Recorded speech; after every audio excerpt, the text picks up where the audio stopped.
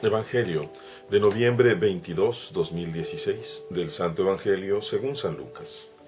Como algunos ponderaban la solidez de la construcción del templo y la belleza de las ofrendas votivas que lo adornaban, Jesús dijo: días vendrán en que no quedará piedra sobre piedra de todo esto que están admirando. Todo será destruido. Entonces le preguntaron: Maestro, ¿cuándo va a ocurrir esto y cuál será la señal de que ya está a punto de suceder? Él les respondió: cuídense de que nadie los engañe, porque muchos vendrán usurpando mi nombre y dirán: yo soy el Mesías, el tiempo ha llegado. Pero no les hagan caso. Cuando oigan hablar de guerras y revoluciones, que no los domine el pánico, porque eso tiene que acontecer, pero todavía no es el fin. Luego les dijo: se levantará una nación contra otra, y un reino contra otro. En diferentes lugares habrá grandes terremotos, epidemias y hambre, y aparecerán en el cielo señales prodigiosas y terribles. Palabra del Señor. Gloria a ti, Señor Jesús. Es justamente el Evangelio que hemos meditado hace apenas unos días. Un Evangelio que pudiéramos decir así un tanto cuanto apocalíptico. Lo estábamos viendo hace pocos días. Pero ahora nada más es una parte y yo me quiero enfocar en dos cuestiones principales. Nos podemos imaginar la escena. Imagínense el templo de Jerusalén, muy alto, muy bello. 46 años había dedicado el pueblo de Israel para construirlo. Era un edificio muy, muy bonito, muy grande.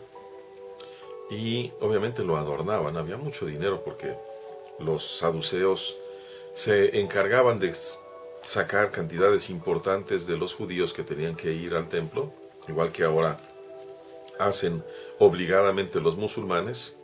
Tienen que hacer al menos una vez en la vida una peregrinación a Meca.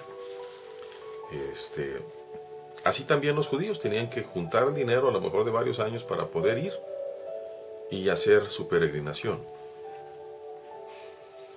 Imagínense ese edificio hermoso, alto, que de pronto el Señor dice: no quedará piedra sobre piedra, todo será destruido.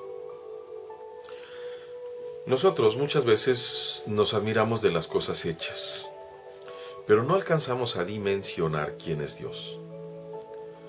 Porque como no lo vemos, vamos a decir de una manera directa, y cuando pensamos que lo vemos en figuras que nosotros mismos hacemos, pues como que nos sentimos muy fuertes, como que nos sentimos muy independientes, muy seguros de las cosas.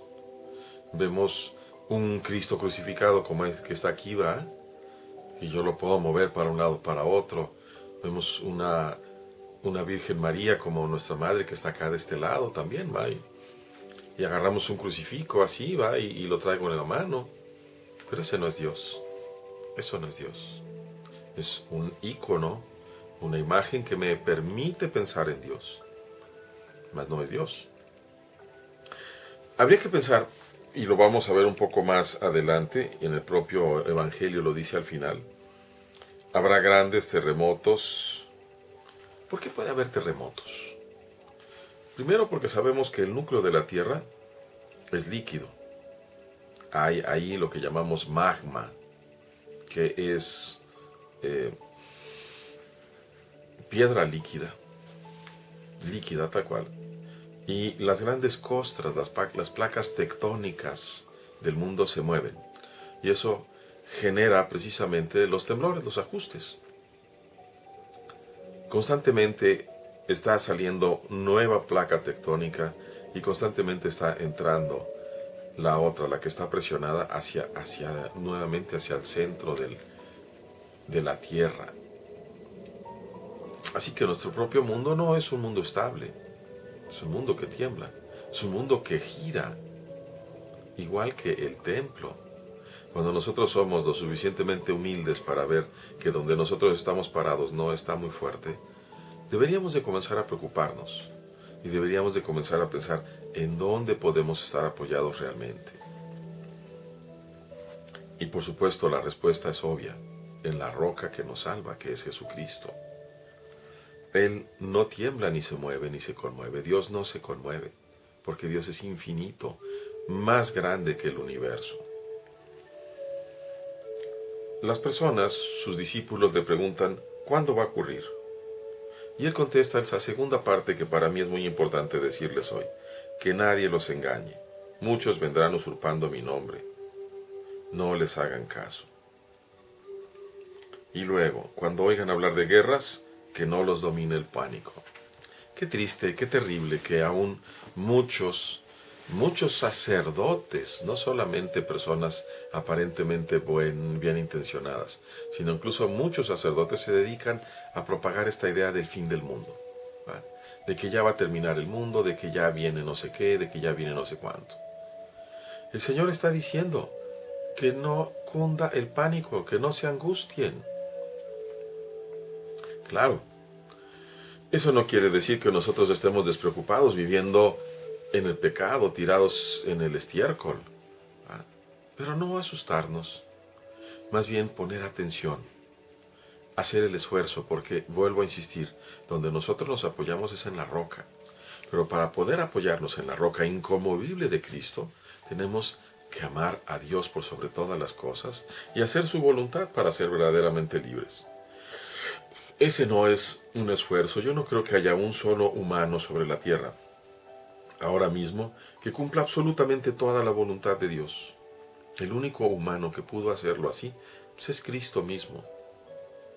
Cristo sí pudo decir en la cruz, Tetelestai, todo está cumplido, Padre. Todo lo he hecho como me lo pediste. Los demás no. Los demás caemos, volvemos a levantarnos. ¿Y por qué me atrevo a decirlo? Aún para aquellos que me puedan decir, pero tal santo, aquella santa. Pues recordando precisamente la Sagrada Escritura, que también nos dice, el justo peca 7 veces al día. Y no nos metamos a especular. Más bien veamos que todos nosotros estamos en esa lucha constante por apoyarnos sobre la roca y por sacar la cabeza de entre el problema que hay en el mundo. Pero no nos asustemos, no nos dejemos llevar por el miedo. El miedo es provocado por el demonio, no por Dios. Cuando en el mandamiento, que también nos dice, por ahí en Deuteronomio, por ejemplo, y teme a tu Dios, no sea que te olvides de Él y te destruya. No quiere decir que Dios sea un Dios vengativo que va contra nosotros con la espada de fuego. No, el temor de Dios es un temor hacia nosotros mismos en ofender a un Padre que es tan bueno, que nos ha dado a su Hijo para que nos alimente inclusive con su propio corazón, el corazón del Hijo. Un Padre que se nos da y nos da todo lo que tiene. Y nosotros, que somos unos hijos perversos y malagradecidos, le tratamos mal. De nosotros tendríamos que espantarnos, no de nuestro Dios. Ciertamente tendremos que también tener cuidado de no actuar de forma tal que al final de nuestra vida seamos condenados. Y les vuelvo a recordar, tuve hambre, me diste de comer, tuve sed, me diste de beber, estaba desnudo y me vestiste, era forastero y me recibiste en tu casa. No como este hombre que quiere poner muros que ya se habían superado desde 1989 con los comunistas, desde 1992 cuando se comenzaron a caer. No hagamos eso, hermanos. Más bien pensemos en abrir el corazón, en compartir las bendiciones que Dios nos da, en visitar a los enfermos y atenderlos, en visitar a los presos. Y recordemos nada más, nuevamente, ¿quién es la roca que nos salva y que es fuerte? Solamente Cristo. Él es inconmovible. Y no tener miedo. Dios les bendiga, hermanos.